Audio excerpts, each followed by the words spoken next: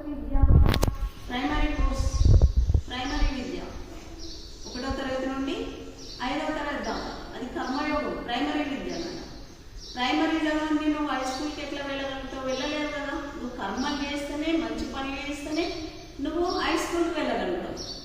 మళ్ళీ 6వ తరగతి నుంచి 10వ తరగతి దాకా.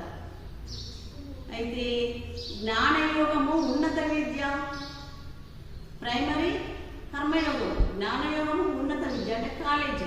6వ తరగతి నుండి హై స్కూల్, హై స్కూల్ నుండి పీజీ, డిగ్రీ అయినాక పీజీ ఎలా చదువుతామో లాస్ట్ చివరిది జ్ఞానయోగం. ఇట్లా చెప్తున్నాడు ఇక్కడ కాలేజీ కోర్సు అంటే. కావున ముందుగా కర్మయోగము నందు ఆరితేరాలి, అప్పుడే జ్ఞానానుభవము చక్కగా తెలుసుకున్నారు. ప్రైమరీ చదువు వచ్చినాక, హై స్కూల్ అయిపోయినాక 10వ తరగతి సర్టిఫికేట్ వస్తుంది. First year, second year